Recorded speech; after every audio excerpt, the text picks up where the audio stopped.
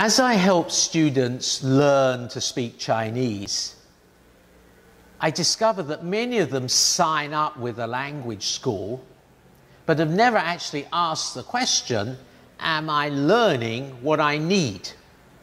Is the curriculum that the school is using in line with my goals? And so what's helpful is to talk with our students and explain to them why we use these textbooks in our language school and in what way the content of the textbooks is going to help them achieve their learning goals. So let's first look at 3 key questions. Firstly, we need to ask them, why are you learning Chinese? What do you want to do with your Chinese when you've learnt it? That's the first question. The second question, therefore, follows on. Therefore, what level in Chinese will you need to be able to reach in order to do what you hope or plan to do in Chinese? And the third key question is, how am I progressing? How am I progressing in the language? Let's first answer the first question, why are they learning Chinese? Especially if they're living in China, they need language for living, everyday shopping. They need language for working, if they've got to do a job, work in a company. And they also need the language for sharing, for building friendships with Chinese people. But we can break these 3 down into actually 5 areas of language. Firstly, everyday language. Secondly, we need to be a cultured foreigner. We need to be able to talk about the festivals, the customs of Chinese people, talk about their culture.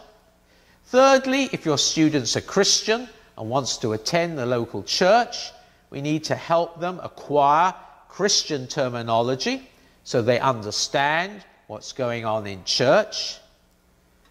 Thirdly, if they're going there to do a job, unless it's teaching English, then we need to help them think through how do they get the language for the job. And fourthly, we want to ask them, what personal interests and hobbies do you have? And how can you go and get that language? We can look at this in a different way. Firstly, we want to help them get the inner core, the basic everyday language. Then comes next the Chinese culture, and if they're Christian, the Christian language. And then finally, the language for their job and the language for their interests and their hobbies. Now, I'm going to ask you a question.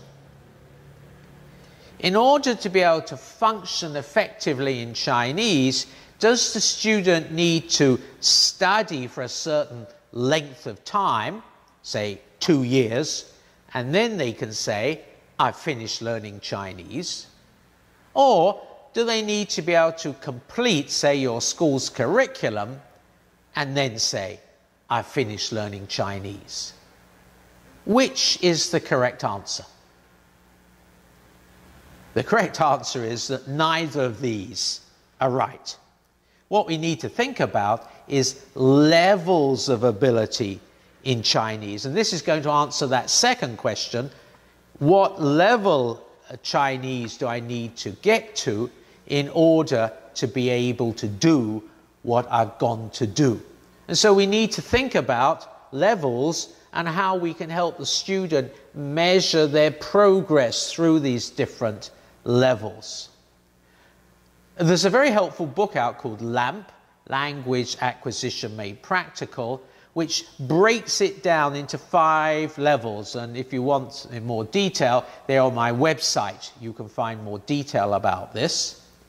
But what it does is it talks about these 5 levels. So in general terms, level 1, survival, is a daily shopping. You can order a simple meal. You can ask and give directions.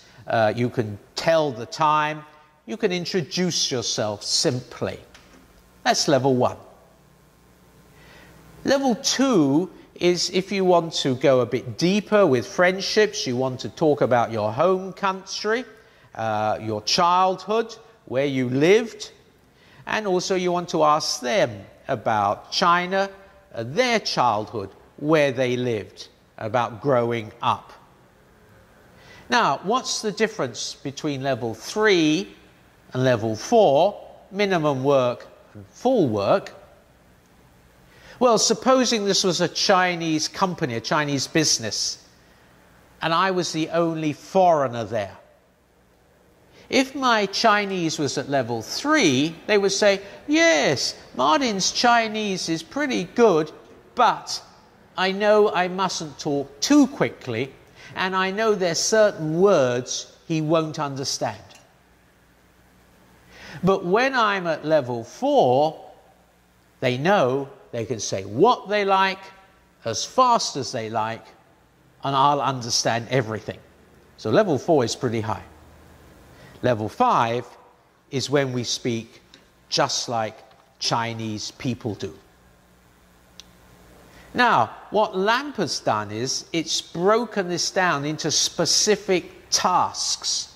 So, for instance, if you're at level 1, you can order a simple meal, you can initiate conversations, you can go to the market and buy fruit and vegetables, you can give directions to a taxi driver. If you're at level 2, you can talk about, give detailed information about the weather, your family, your childhood home. If you belong to an organization, you can talk about that. You can hire household help, etc., etc. Level 3, higher still, I can correctly understand any information given to me over the telephone. That's not easy. I can speak to a group of native speakers on my professional subject. I can describe the geography of both my home and host countries. Now, level 4 is going really high. My vocabulary is always extensive enough to be able to convey my exact messages. I can alter my speech as to what the situation demands. And level 5, Chinese people react to me just like they would to a Chinese person. And so what you want to do with your student is that when you've talked with them about the textbooks, you then want to ask them, what do you want to be able to do with your Chinese? When you've got it, that's the first question. And therefore, what level you will need to reach in order to do what you want to do. And then finally, get that LAMP chart out, say every 6 months, and the student checks them off. Oh, I can do this now, I can check that off. And that lets them know, very subjectively, but it lets them know how they're progressing. Maybe you can help them fill out that chart to let them know more objectively how they're progressing to their goals. This is going to help your student set realistic goals and let them be able to measure their progress towards their goal.